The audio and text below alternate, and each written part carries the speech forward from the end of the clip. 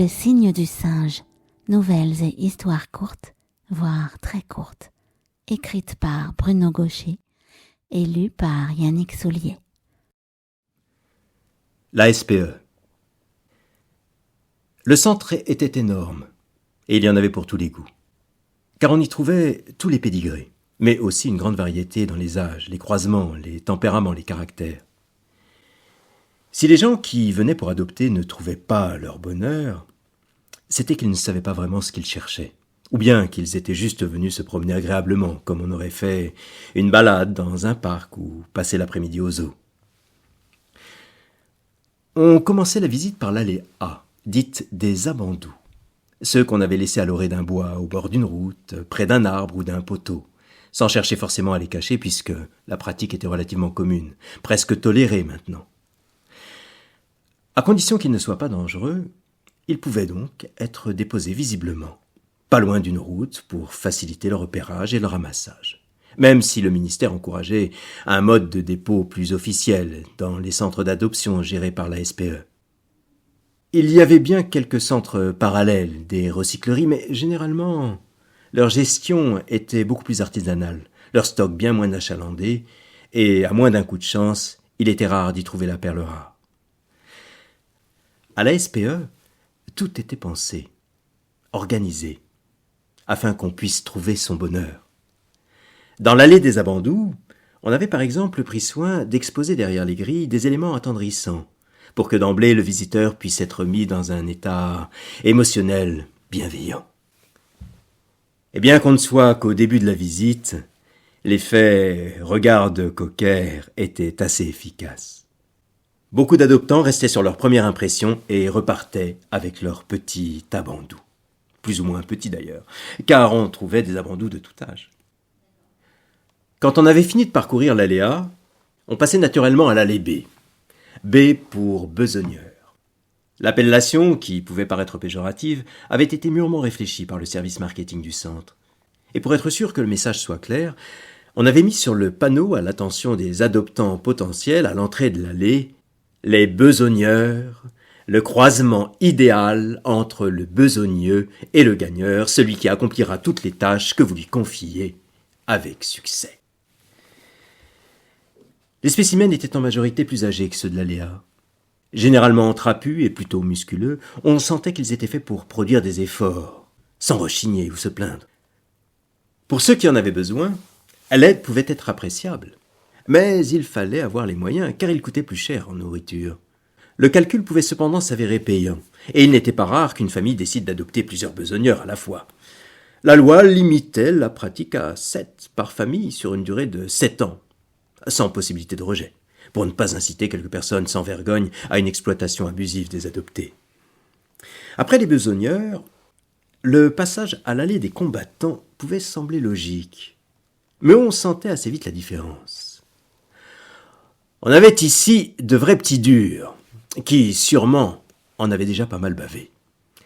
C'était l'une des catégories comptant le plus de représentants à la SPE. Ils avaient été rejetés par des maîtres incompétents ou immatures qui pensaient que le dressage se ferait naturellement, facilement. Des maîtres à l'autorité inexistante ou criardes, parfois violentes, dans tous les cas inopérantes, et qui finissaient par jeter l'éponge, ou plutôt jeter le bébé avec l'eau du bain, comme disaient amèrement les médiateurs de la SPE, chargés d'évaluer la pertinence des demandes de rejet. Les combattants nécessitaient plus de soins, plus d'attention, et aussi plus d'arguments pour susciter un désir d'adoption. Ils sont peut-être un peu rebelles, récalcitrants, ils ont l'air timides ou taciturnes, mais ils sont solides, vraiment solides. Résistant à toute épreuve, assez silencieux et surtout en quête d'amour, disaient les guides aux visiteurs, souvent peu enclins à s'éterniser dans l'allée C. Ils préféraient de loin l'allée M, celle des mignons, au bout de la visite. Pour la plupart, des petits de moins d'1 an déposés au centre car jugés non conformes par leur premier propriétaire. La non-conformité était une raison valable de rejet, établie légalement comme telle depuis la jurisprudence Sacha. On était en droit d'avoir complètement le choix sur le sexe, la couleur des yeux, de la peau, des cheveux, et s'il y avait une insatisfaction sur un de ces critères, on pouvait faire enregistrer sa demande de rejet. Le malheur des uns faisant le bonheur des autres, beaucoup de mignons trouvaient assez vite un nouveau foyer propice à leur développement. Ils étaient jeunes et généralement en très bon état. Avec eux, on éprouvait le merveilleux sentiment que tout était possible, qu'ils étaient aptes à répondre à toutes les attentes en matière de projection, de représentation sociale, de réussite. Un idéal d'enfant avec tout le potentiel pour se matérialiser en enfant idéal. À bien y réfléchir, il était bon de savoir que des millions d'enfants étaient maintenant entre de bonnes mains, celles de la SPE et celles des adoptants qui les prenaient sous leur aile et pouvaient en tirer le meilleur. Les enfants étaient à leur place et les adultes retrouvaient la leur. Comme le disait le professeur Dyson, grand initiateur de cette avancée éducative, on avait trouvé l'antidote, accompli la révolution anti-Dolto que beaucoup avaient prônée avant lui. Car après tout, le parent était une personne, un individu à part entière, et lui donner la possibilité de reprendre sa liberté était un réel progrès, pour lui en particulier et pour la société en général. Liberté de gérer son temps, son travail, ses loisirs, sa vie amoureuse. Sans avoir à gérer les complications, les angoisses d'une éducation trop souvent soumise à des données aléatoires, sans avoir à s'exposer à des jugements péremptoires et intrusifs. On pouvait maintenant se défaire de sa parentalité, ou s'en refaire une, en se sentant vierge.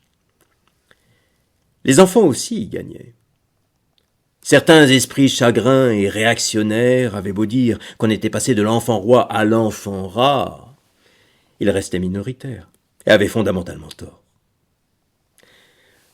Pour un nourrisson, pour un enfant comme pour un jeune adolescent, être rejeté à la SPE, c'était se voir offrir une seconde chance. Celle d'être choisi. Vraiment choisi.